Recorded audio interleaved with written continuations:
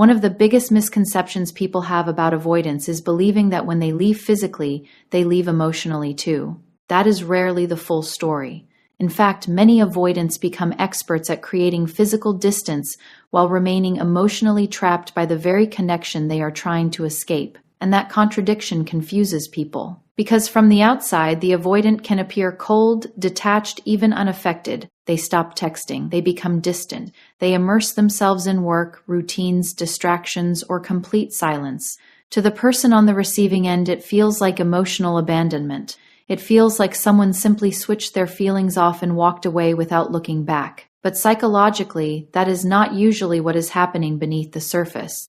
Avoidant individuals are not disconnected from emotion because they do not feel deeply. Many of them disconnect because they feel too deeply and do not know how to safely process vulnerability.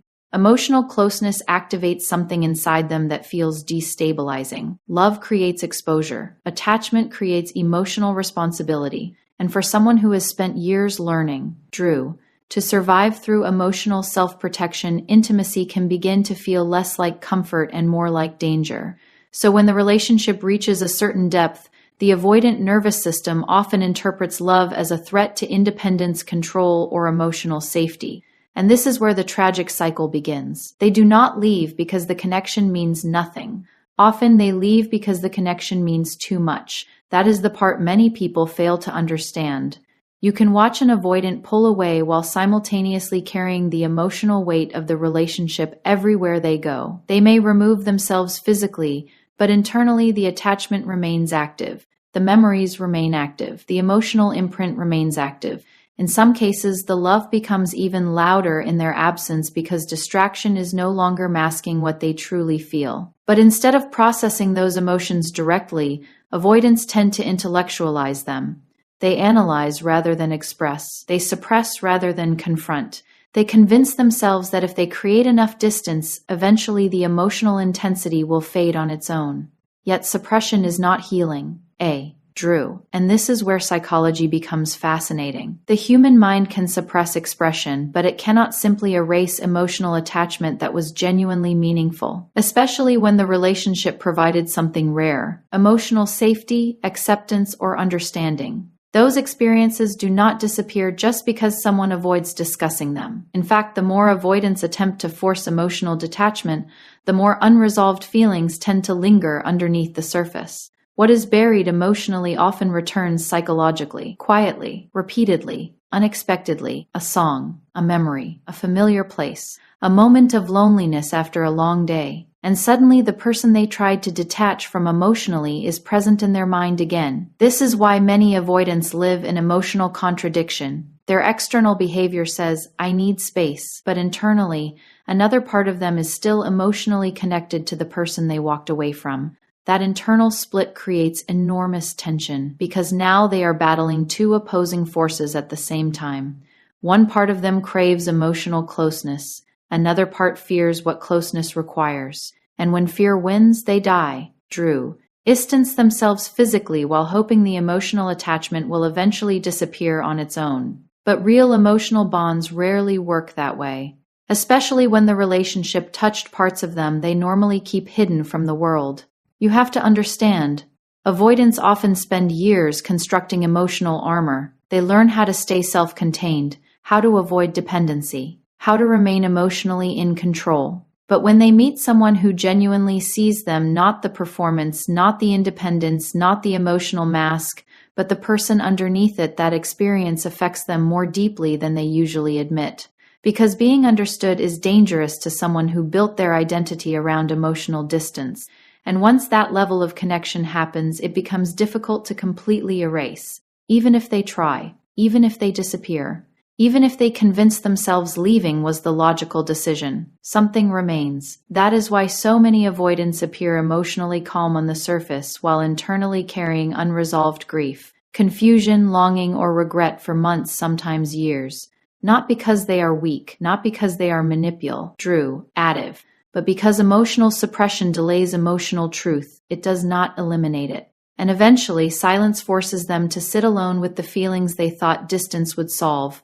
That is the irony of avoidance. The very strategy they use to escape emotional discomfort often intensifies it over time. Because you cannot outrun a connection that changed you internally. You can leave the relationship. You can avoid the conversations. You can disappear from someone's life. But when love reached the deeper parts of the human psyche, physical distance is not always enough to make the emotional bond disappear. And that becomes the beginning of their internal unraveling. Because the avoidant thought leaving would end the feeling, only to discover the feeling followed them anyway. What makes this even more psychologically complex is that many avoidants genuinely believe time and distance will eventually erase the emotional attachment. They convince themselves that if they stay busy enough, distracted enough, emotionally occupied enough, the connection will slowly dissolve in the background of their life. So they throw themselves into motion. Work becomes louder. Schedule. Yules become fuller. Conversations become more superficial. Sometimes new relationships appear almost immediately, not necessarily because they have healed, but because distraction feels safer than reflection. And for a while it can seem convincing even to them. This is why people are often confused after an avoidant leaves. The avoidant may appear functional, composed, unaffected. They continue living life. They laugh. They socialize. They move forward externally. And the person left behind starts wondering if the connection meant anything at all. But emotional suppression has a delayed effect. At first, avoidance can feel like relief because distance temporarily removes emotional pressure. The difficult conversations stop. Vulnerability stops. The intensity stops. And for someone overwhelmed by emotional closeness, that silence can initially feel calming. But eventually the distractions weaken. Life becomes quieter. And that is when unresolved attachment begins resurfacing in ways the avoidant did not anticipate. Because the human psyche does not measure connection based on convenience. It measures connection based on emotional significance. And when someone touched tease of them, they rarely expose their fears, their tenderness, their hidden emotional needs. The mind keeps returning to that experience whether they consciously want it to or not. This is where many avoidants enter a deeply conflicted state internally. They tried to move on logically, but emotionally something remains unfinished. And what intensifies the experience is comparison. Not intentional comparison, psychological comparison. Every new interaction begins lacking something they once experienced with you. Conversations feel thinner. Emotional safety feels weaker. Attraction may exist, chemistry may exist, distraction may exist, but depth is missing. Authentic emotional resonance is missing, and that absence becomes impossible to ignore. Because once someone experiences genuine emotional understanding, superficial connection starts feeling emotionally empty. This is why avoidants often struggle long after they appear to have moved on, not because they cannot meet new people, but because rare emotional connections are extraordinarily difficult to replace, especially for individuals who do not open themselves easily in the first place.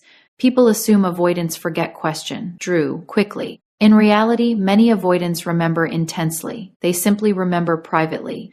And that private remembering becomes heavier over time because unresolved emotion tends to evolve into psychological haunting. The mind revisits unfinished emotional experiences repeatedly, searching for resolution the person never allowed themselves to fully process. So the memories return in fragments, the way you understood them without explanation. The emotional safety they felt but struggled to admit. The small moments of peace they only fully appreciate after losing access to them. And here is the deeper philosophical truth underneath all of this. Human beings often recognize value more clearly in absence than in possession. When something meaningful becomes consistently available, people unconsciously normalize it. They stop fully seeing it. But once it disappears, the nervous system suddenly recognizes what had quietly become emotionally essential. That realization can be devastating for avoidants, because many of them only begin understanding the depth of the attachment after the connection is gone.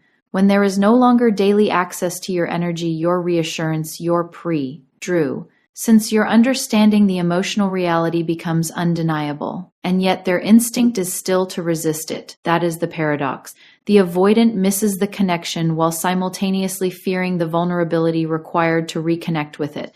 They long for emotional closeness while defending themselves against emotional exposure. So internally, they become divided between emotional truth and psychological protection. One part says, "You lost someone important." Another part says, Do not risk needing them again. And this internal conflict can become emotionally exhausting because no amount of distraction permanently silences authentic attachment. You can occupy the mind temporarily, but eventually the deeper emotional self begins asking uncomfortable questions. What if that connection was rare? What if I pushed away something real? What if the peace I felt with them is not easily replaceable? Those questions are difficult for avoidance because they force emotional accountability.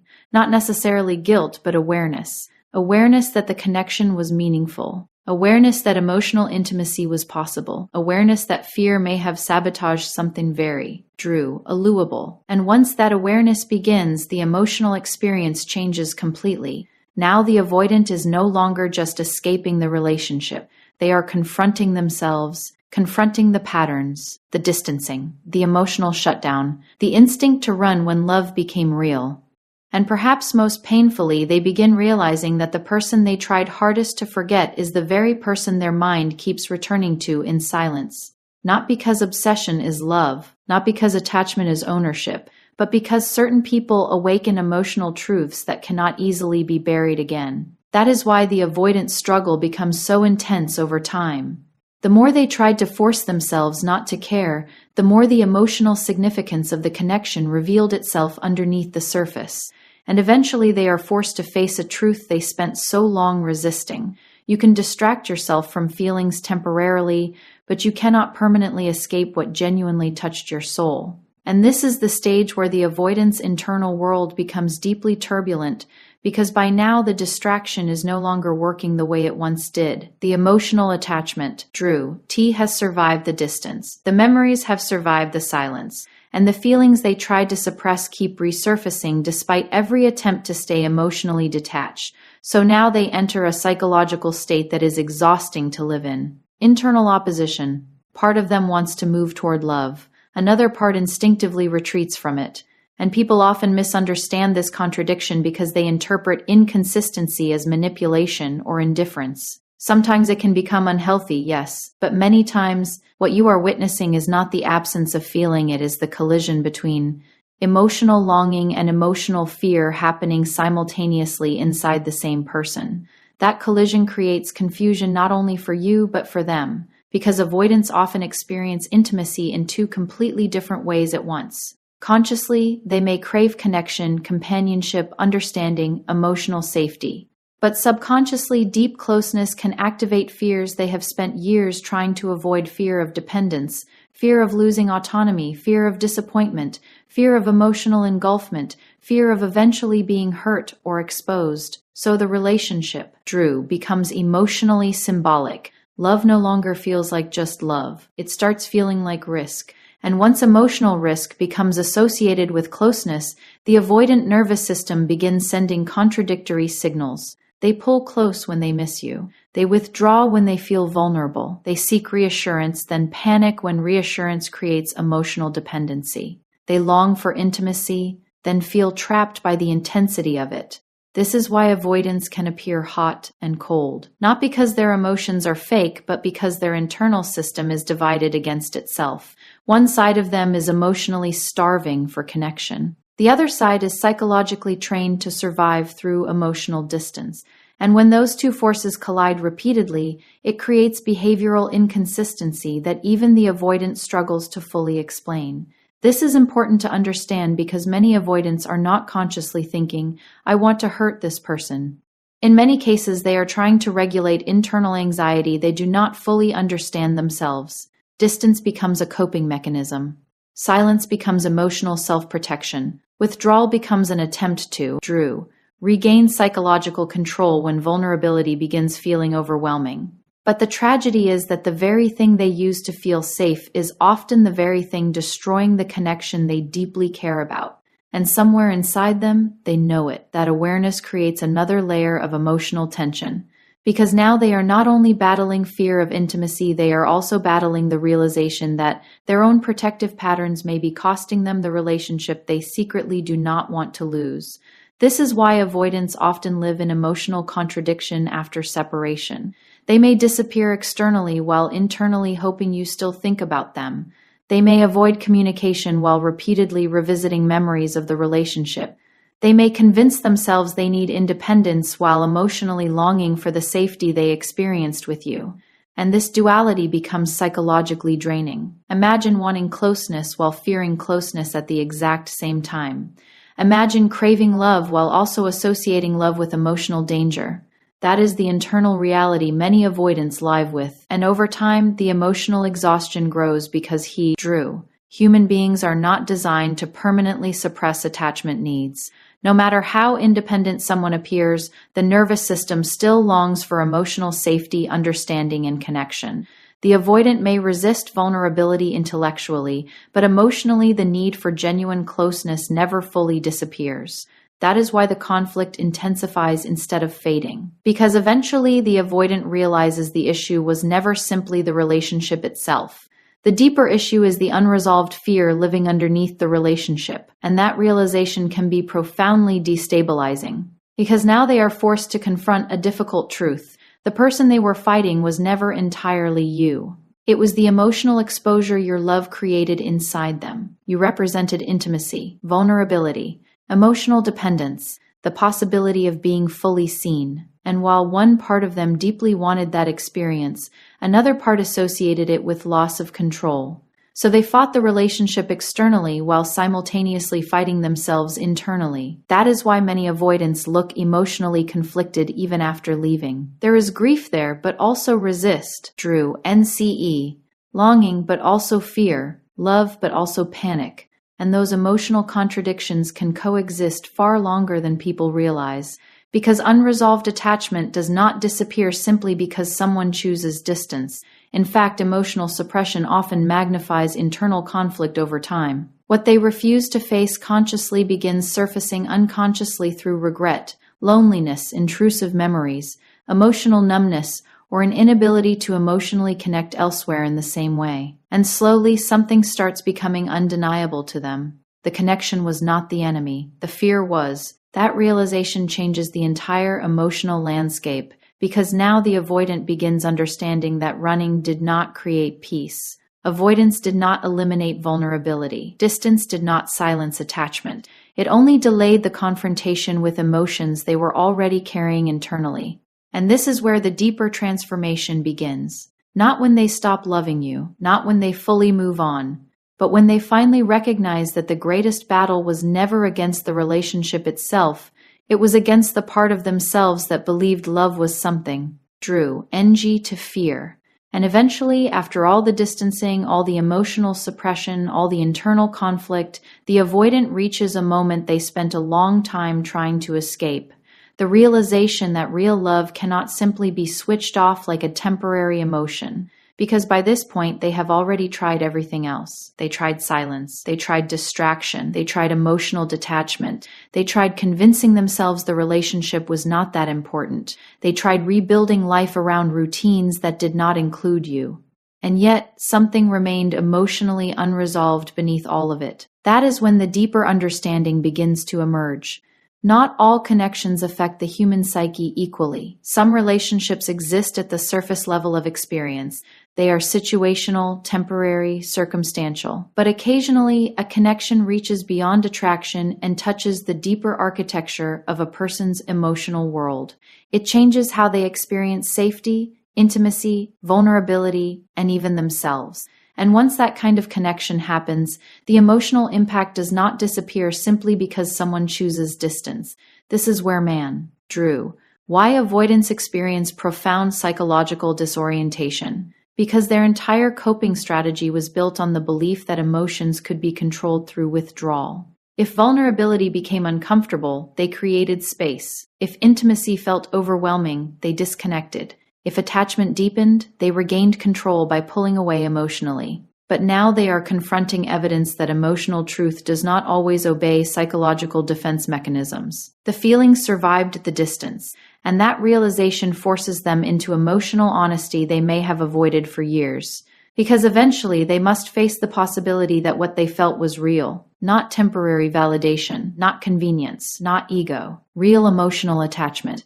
And for avoidance, that can feel terrifying. Not because love itself is terrifying, but because real love dismantles emotional illusions.